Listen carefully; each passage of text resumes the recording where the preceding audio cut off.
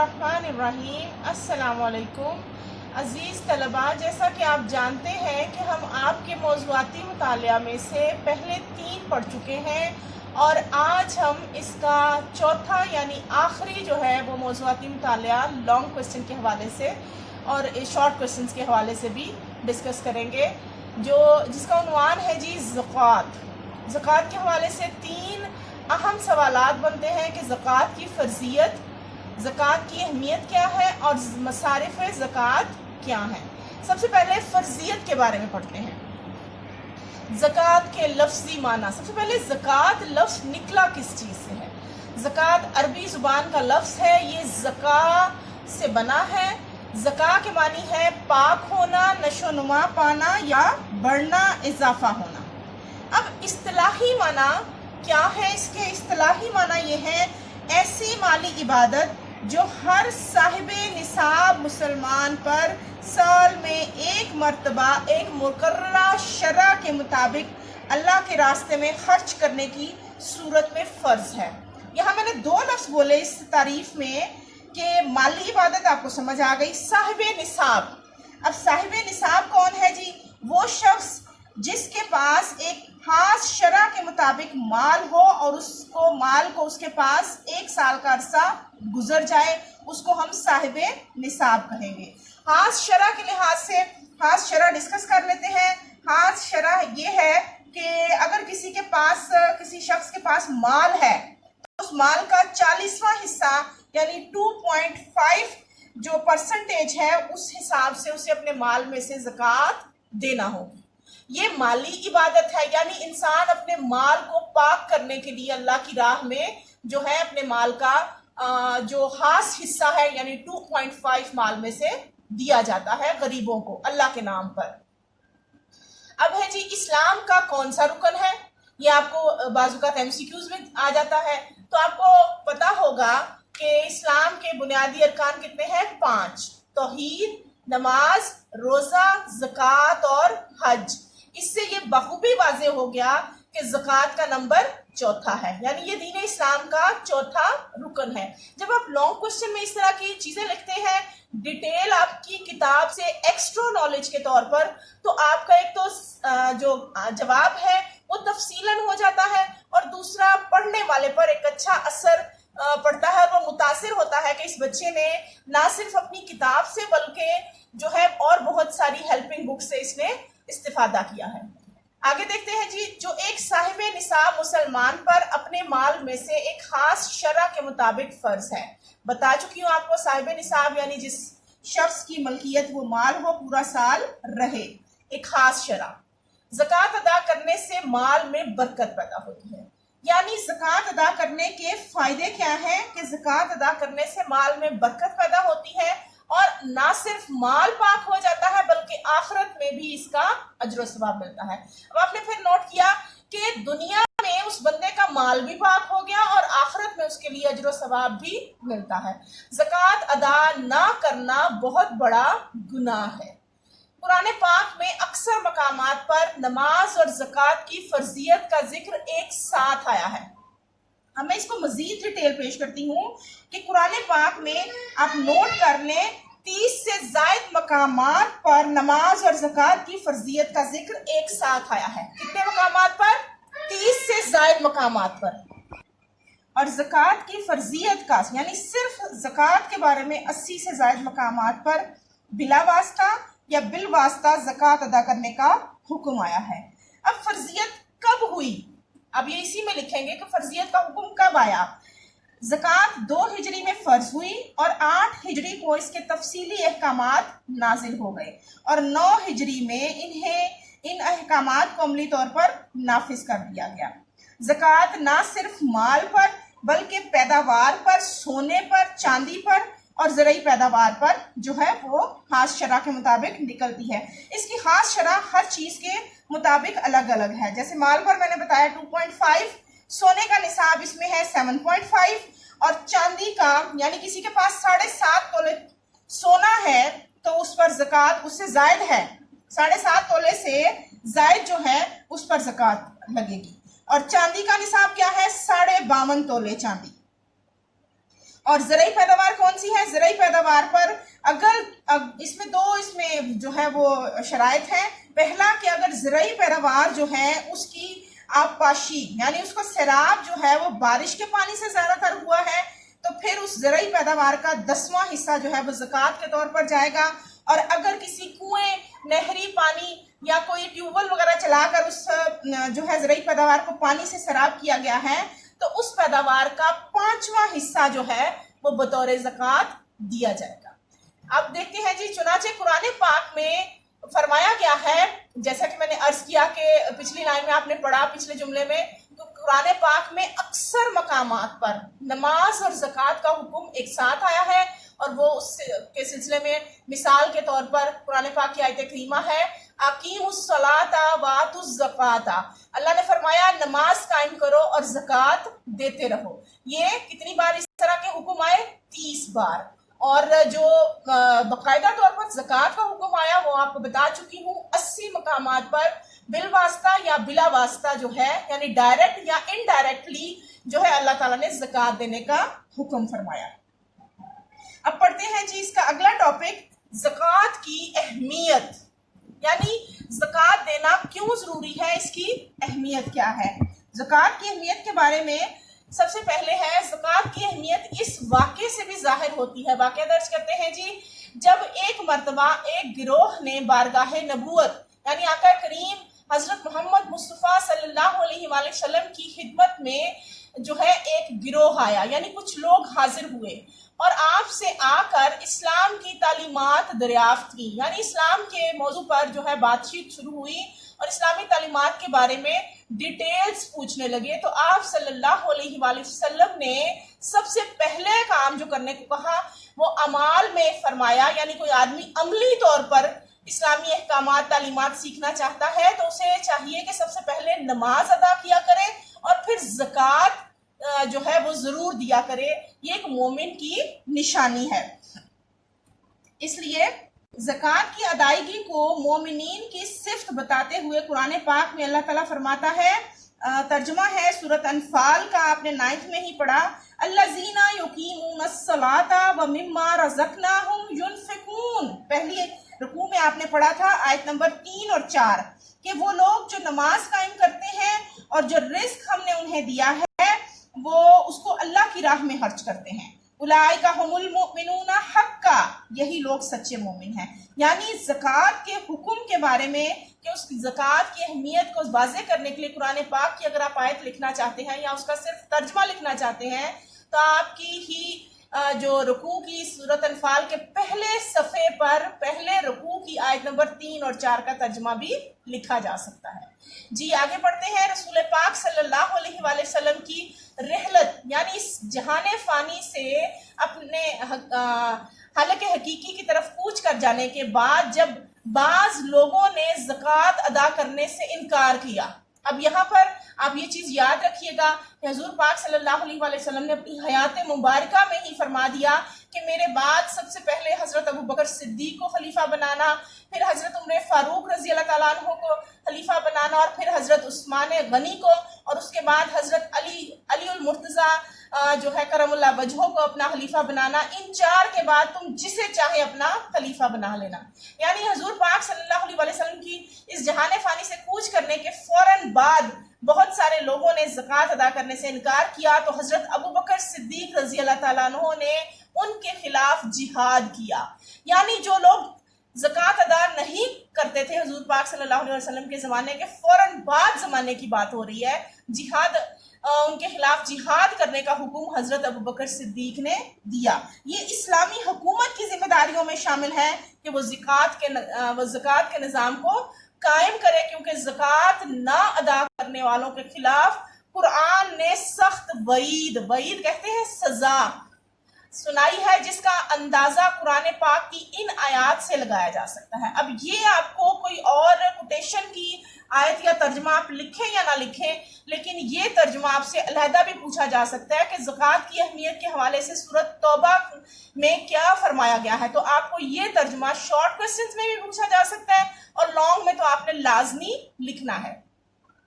ترجمہ ہے جی، जो लोग सोना चांदी सींध का मतलब होता है संभाल संभाल कर जमा करके खजाना बना के रखते हैं और उससे अल्लाह ताला की राह में खर्च नहीं करते, उन्हें दर्दनाक अजाब की खबर सुना दीजिए। अल्लाह अपने महबूब को फरमा रहा है कि ऐसे लोगों को अजाब की खबर सुना दीजिए जो अपना माल जमा कर करके इकट्ठा कर करके रखते हैं और उसमें से ज़कात अदा नहीं करते। उस यानी क़यामत के दिन उस सोने चांदी को जहन्नुम की आग में तपाया जाएगा। जो उन्होंने माल सोना चांदी जमा कर रखा है उसको अल्लाह पहले उसके फरिश्ते जो है वो जहन्नुम की आग में तपाएंगे और फिर उसके बाद उनके चेहरे, उनके पहलू यानी उनकी साइडें और उनकी पुश्तें दागी जाएंगी। पुश्त से मुराद उनकी बैक साइड, जिस्म का पिछला हिस्सा यानी उनकी कमर, पुश्तें दागी जाएंगी उससे, यानी वो गर्म सोना उस पर लगाया जाएगा जिससे वो जल जाएंगे और कहा जाएगा ये है वो खजाना जो तुम अपने लिए जमा करके लाए हो, अब इसका मजा चखो जो तुम जमा करते रहे थे। सूरत तौबा की आयत नंबर 34 और 35 का तर्जुमा है। ये आपको हर सूरत में लॉन्ग क्वेश्चन और शॉर्ट क्वेश्चन को मद्देनजर रखते हुए याद करना है। अब इससे अगले पैराग्राफ का जो हेडिंग बनती है वो है ज़कात देने के मुआशी और मुआशरती फवाइद। यानी ज़कात जब एक इंसान देगा तो मुसलमान देंगे तो उसके मुआशी फवाइद क्या होंगे और मुआशरती यानी लोगों को जो है वो माल के तौर पर कितना फायदा होगा और मुआशरे में कितना फायदा होगा। जी सबसे पहला है, अब आपने क्या करना है कि एक एक लाइन को एक एक पॉइंट के तौर पर लिख कर फिर उसमें एक दो लाइन मजीद तफसीलन ऐड कर दें तो ये आपका मजीद लॉन्ग क्वेश्चन लंबा होता जाएगा।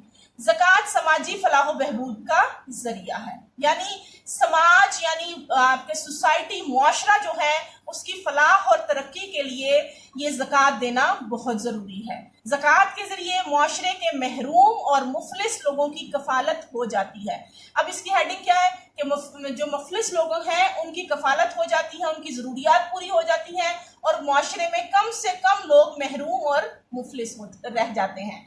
और इस तरह मुआशरे में नफरत और इंतकाम की बजाय जो लोग गरीब होते हैं, जिनके पास खाने को रोटी नहीं, फिर वो मुख्तलिफ किस्म के जराइम की तरफ जो है वो उनका रुझान होता है, तो ऐसी सूरत में अगर ज़कात से उनकी मदद कर दी जाएगी तो उनके लिए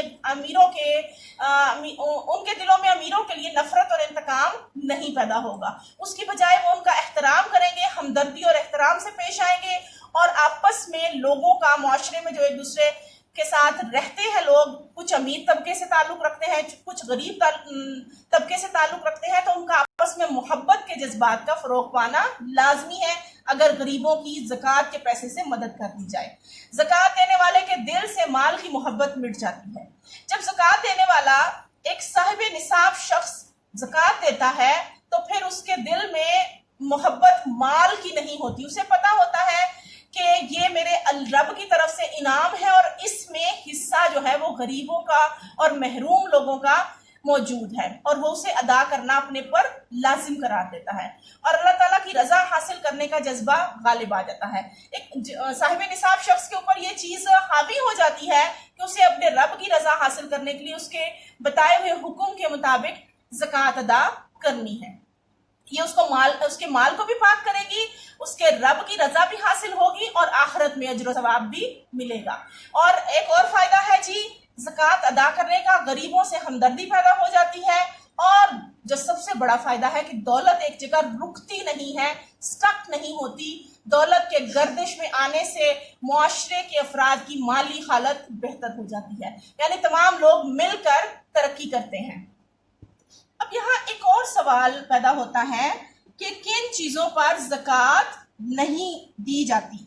गैर मनकूला यानी आपकी नस्ल दर नस्ल जो जायदाद मुंतकिल हो रही है उन चीजों पर, और गैर मनकूला नकल ना हुई हो और जाती इस्तेमाल की चीजों पर ज़कात नहीं दी जाती। मसलन जमीन, कपड़े, फर्नीचर, मोटरसाइकिल, कार जो आपके इस्तेमाल में है और जो इस्तेमाल से जायद है उस पर जो है वो जरूर ज़कात दी जाएगी।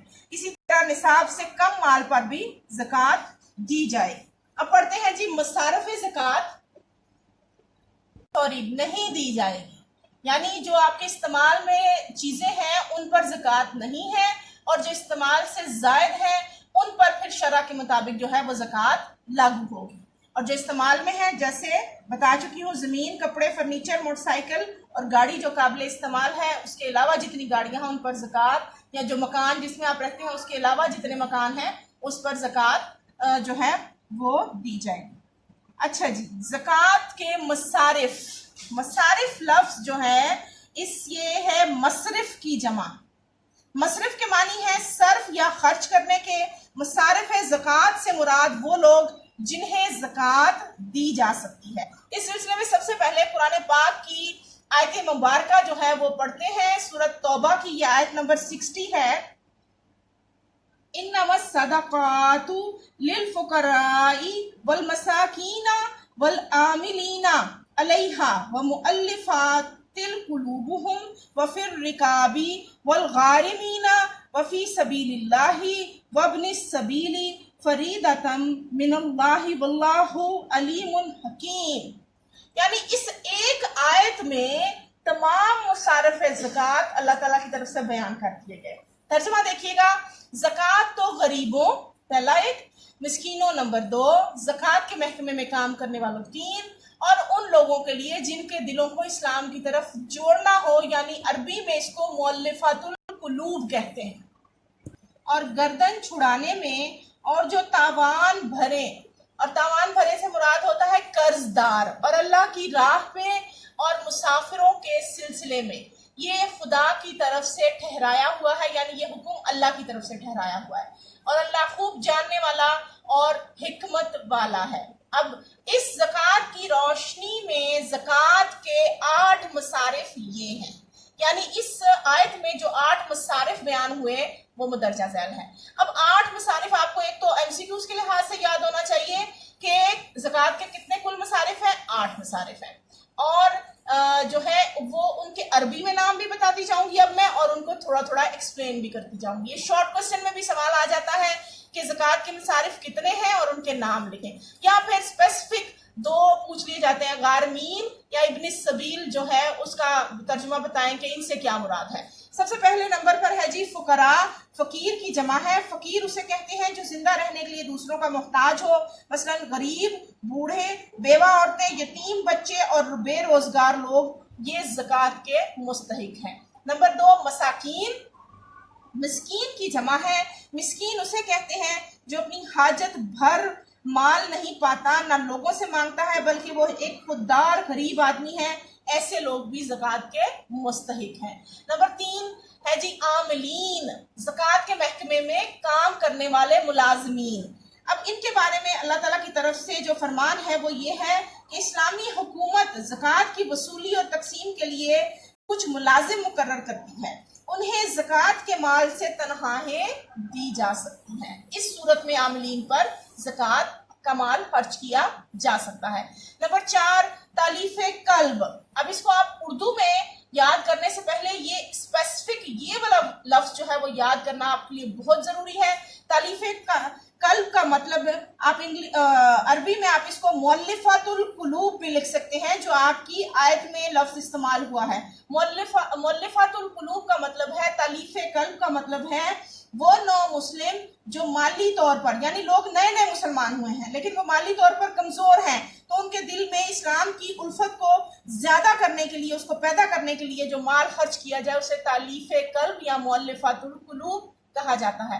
نمبر 5 ہے جی رقاب، یعنی گردن چھڑانے کے لیے۔ اگر کوئی غلام ہے، وہ مسلمان جس کی گردن قید یا غلامی میں پھنسی ہوئی ہے، اب اس دور میں تو وہ جو غلام ہیں وہ نہیں ہوتے، تو اس صورت میں بتایا گیا ہے کہ وہ مسلمان جن کی گردنیں قید یا غلامی میں پھنسی ہوئی ہیں، انہیں قید یا غلامی سے نجات دلانے کے لیے زکوٰۃ کا مال خرچ کیا جا سکتا ہے۔ نمبر 6 غارمین، یعنی قرض دار۔ کوئی غریب آدمی ہے جو قرض ادا کرنے کی طاقت نہیں رکھتا، تو زکوٰۃ کے مال سے اس کا قرض ادا کیا جا سکتا ہے۔ فی سبیل اللہ، اللہ کی راہ میں، یہ لفظ تمام نیک کاموں پر حاوی ہے۔ جہاد اور اشاعت اسلام کی خاطر زکوٰۃ دی جا سکتی ہے اللہ کی راہ میں۔ یہ آپ نے سورۃ انفال میں بارہا لفظ پڑھا کہ فی سبیل اللہ سے مراد اللہ کی راہ میں، یعنی جہاد اور اسلام کی اشاعت کے لیے بھی زکوٰۃ کا مال استعمال ہو سکتا ہے۔ ابن السبیل، ابن السبیل کا اردو میں معنی ہے مسافر۔ اب اس کا بڑا کہ مسافر کیا، راستے کا بیٹا، وہ مسافر جو دوران سفر محتاج ہو گیا ہو لیکن گھر جب لوٹے گا تو اس کے پاس بے شمار بے شک دولت ہو، لیکن سفر کے دوران وہ جو ہے اس قدر تنگ دست ہو گیا ہے کہ اس کے پاس جو ہے سفر کے اخراجات تک نہیں رہے، تو وہ شخص بھی زکوٰۃ کے مال سے اس کی بھی مدد کی جا سکتی ہے۔ اب ایک خاص پوائنٹ جو اس زکوٰۃ کے حوالے سے ہے کہ زکوٰۃ دیتے وقت پہلے اپنے رشتہ داروں کا خیال رکھا جائے، باہر کے لوگوں میں بعد میں دی جائے۔ خوددار غریب لوگ جو ہوتے ہیں، اکثر ہم نے دیکھا ہے ہمارے معاشرے میں جو خوددار اور غریب لوگ ہیں وہ اپنی خودداری جو ہے قائم رکھنے کے لیے اتنے غیرت مند ہوتے ہیں کہ وہ زکوٰۃ مانگتے نہیں ہیں، اس لیے ایسے لوگوں کو تلاش کر کے انہیں سب سے پہلے زکوٰۃ اور صدقات دینی چاہیے، اور اس سلسلے میں سب سے پہلے اپنے قریبی رشتہ داروں کا خیال رکھنا چاہیے۔ یہی زکوٰۃ کے جو ہے مصارف ہیں۔